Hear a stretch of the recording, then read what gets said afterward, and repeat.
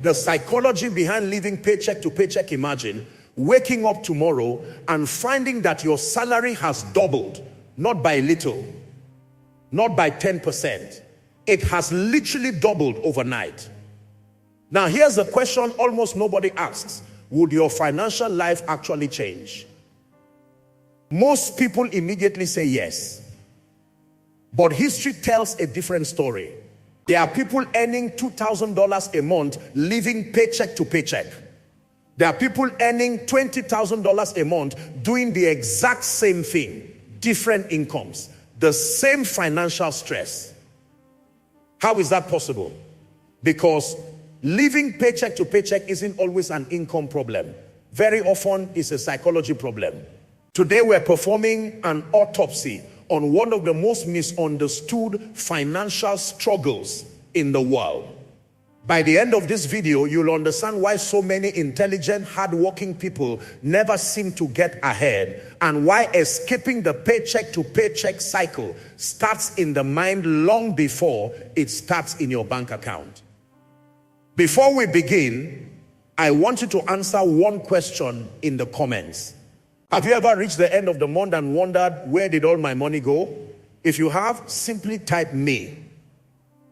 You might be surprised by how many people have experienced the exact same feeling.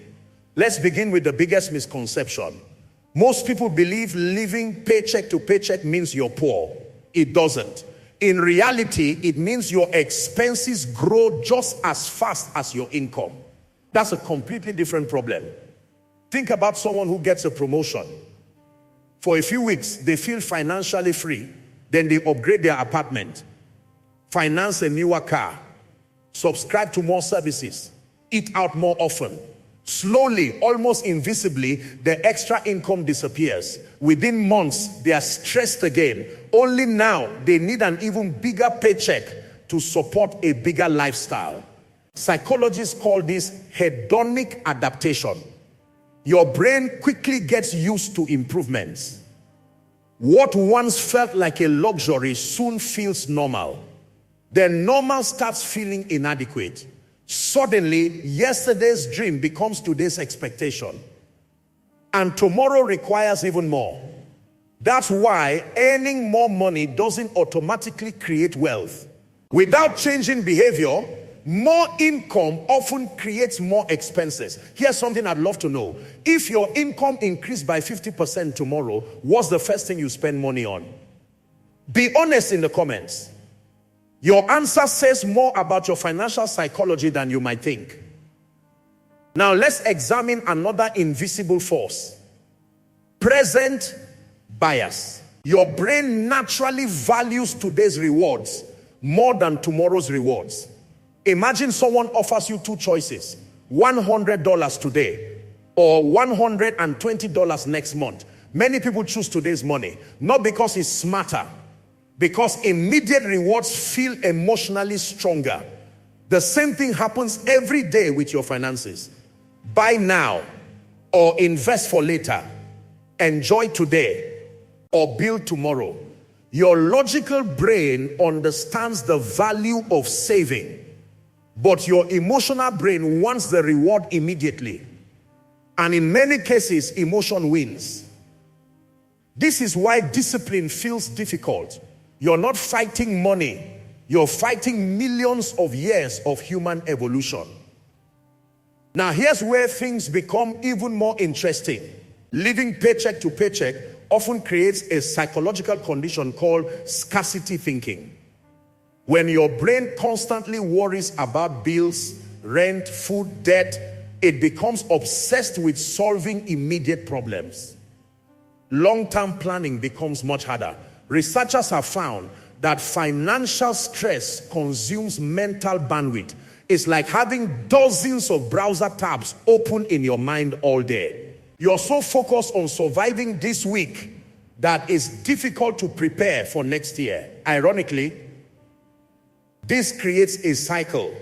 Stress leads to short-term decisions. Short-term decisions create more stress. The cycle repeats. It's not because people lack intelligence.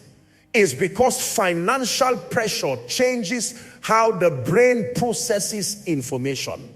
Have you ever felt so financially stressed that you couldn't think about anything else? If so, have been there. Sometimes realizing you're not alone is the first step toward breaking the cycle. Another hidden psychological trap is emotional spending. Most purchases aren't driven by need. They are driven by emotion, stress, boredom, loneliness, frustration, celebration. Your brain discovers that buying something creates a quick burst of dopamine. For a few minutes, you feel better. Then reality returns. The emotion comes back. So does the spending. The purchase wasn't solving the problem.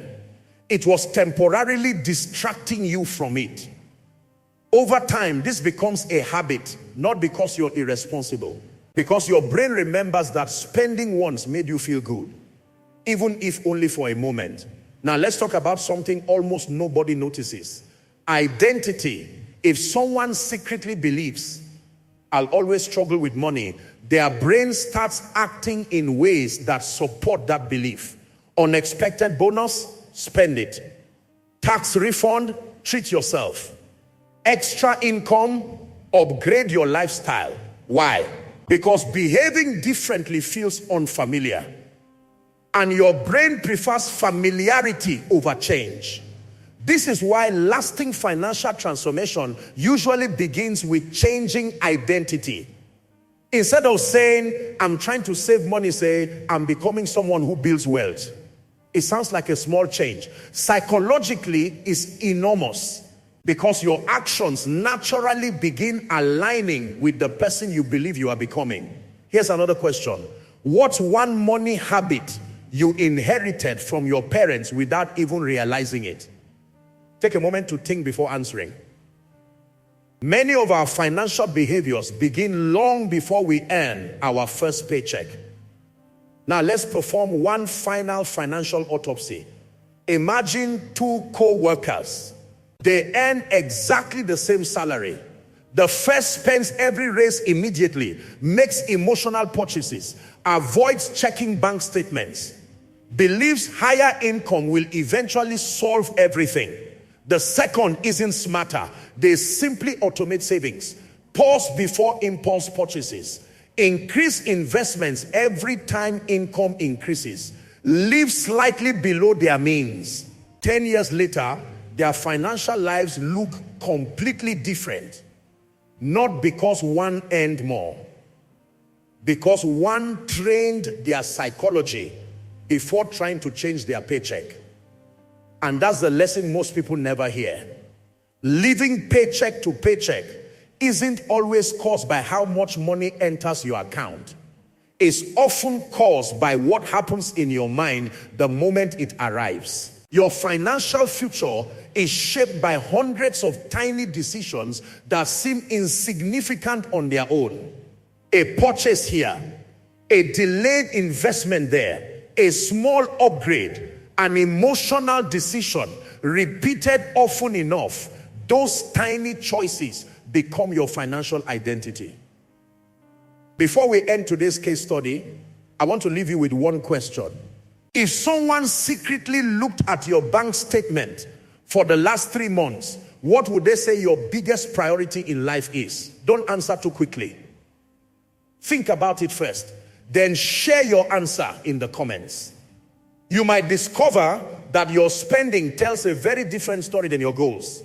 And if today's psychological autopsy changed the way you think about money, subscribe to the Wealth Pathologist.